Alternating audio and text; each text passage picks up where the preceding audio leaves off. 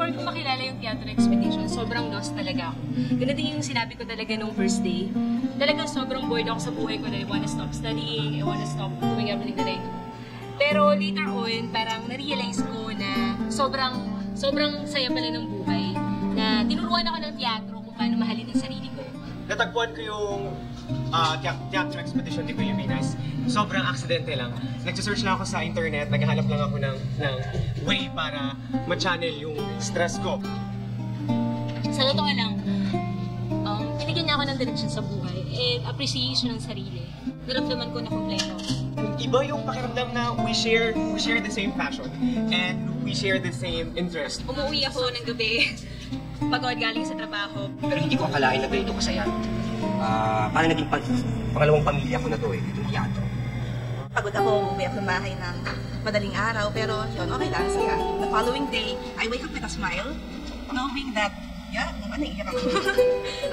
I spent the previous night with these people that 3 months ago hindi ko kilala, tapos ngayon, parang I look forward to seeing them every week. Namimiss ko sa workshop, yung dasal ni Derek at the end. Doon ko na-realize na I live a crappy life, something, pero at the end of the day, there's so much to be thankful. So, sa loob ng halos 4 na buwan na pananatili ko sa Theater Expedition, hindi ko naramdaman yung totoong value ko bilang isang tao. Nung una, hindi ko pa alam yung gusto kong gawin. Ngayon, alam ko na gusto ko talagang mag-perform. One thing na grateful ako sa pagsali sa workshop na to is the fact na mas appreciate ko yung mundo ng teatro. Nagkaroon kami ng outdoor workshop sa Batangas. I can say that yun yung pinaka-best na workshop. Masaya. You know, I was able to like broaden my horizon and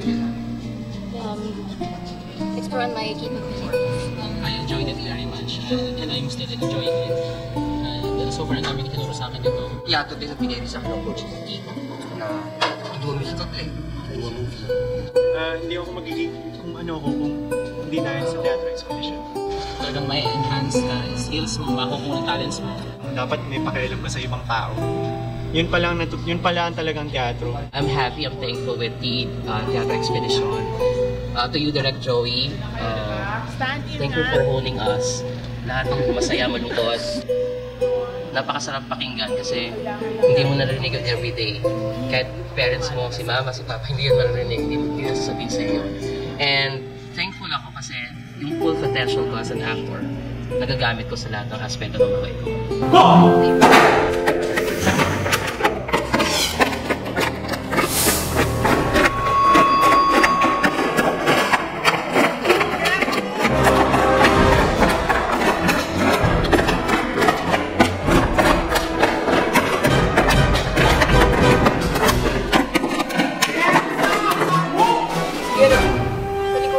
Yes, you're right.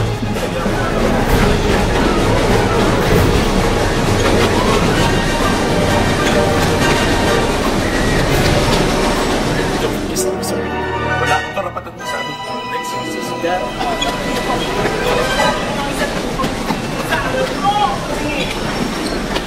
Kung hindi mo kaya, Hindi pa tayo tapos. maghiwalay na lang tayo. Hindi ko siya tunay na.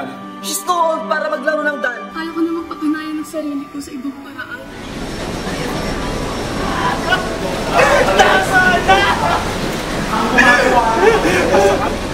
Ginawa niyo ako gago! Nandun ka na lalaki mo! Sinabi ko, patay na siya! Dahil sa pera!